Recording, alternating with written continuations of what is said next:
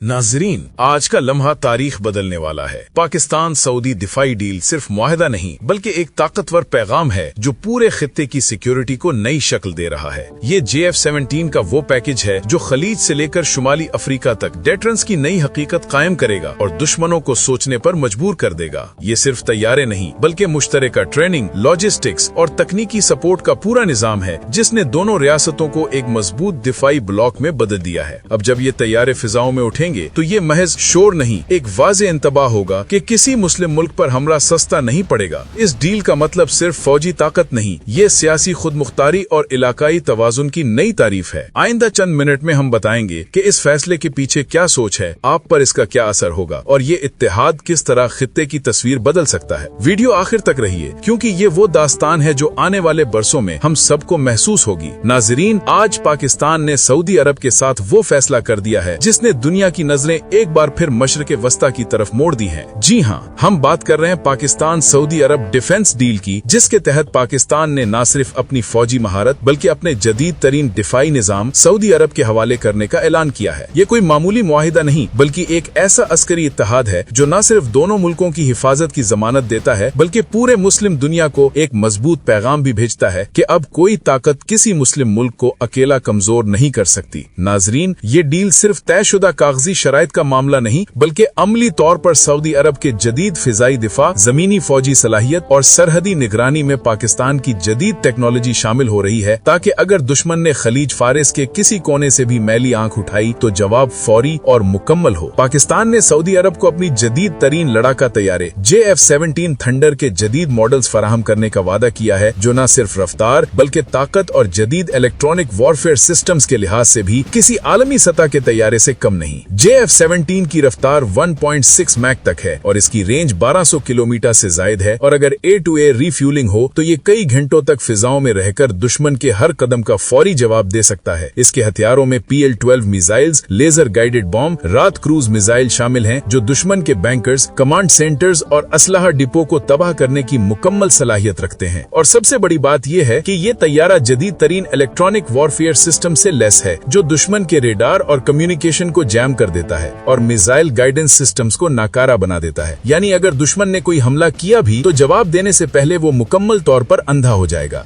नाजरीन, सऊदी अरब की फिजाइया के अफसरान अब पाकिस्तान में तरबियत हासिल कर रहे हैं और पाकिस्तानी फौज के माहिरीन सऊदी अरब ने उनकी मशावरत कर रहे हैं ताकि हर पहलू से दिफाई तैयारी मुकम्मल हो और कोई भी खतरा जमीन या आसमान से फौरी और दुरुस्त जवाब दे सके। इस दिफाई डील में पाकिस्तान की एटमी सलाहियत भी सऊदी अरब के साथ मुश्तरका हिफाजत के तहत अहम रोल अदा करेगी। यानी अगर कोई दुश्मन सऊदी अरब पर हमला करेगा तो ये हमला पाकिस्तान के लिए भी खतरा तस्वुर होगा और पाकिस्तान की एटमी और कन्वेंशनल कुव्वत फौरी रद्द-ए-अमल के लिए तैयार होगी। नाजरीन, इस डील का एक और अहम पहलू ये है कि ये महज अस्करी ताल्लुकात तक महदूद नहीं बल्कि एक तवील मुद्दत नजरियाती इत्तेहाद की बुनियाद है। सऊदी वली अहद मोहम्मद बिन सलमान ने इस मुआहदे को तारीखी करार दिया है और कहा है कि ये मुआहदा सिर्फ फौजी ताकत के तबादले का नहीं बल्कि मुस्तकबिल में दोनों ममालिक की मुश्तरका हिफाजत, तरबियत और सिक्योरिटी प्लानिंग का भी जामिन है। ये तैयारा JF-17 थंडर सऊदी फिजाओं में तैनात किया जाएगा ताकि अगर खलीज फारिस, खलीज अदन या किसी और हसास सरहदी इलाके से खतरा पैदा होता है तो फौरी और दुरुस्त जवाब दिया जाए। सऊदी अरब की फौज के टैंक,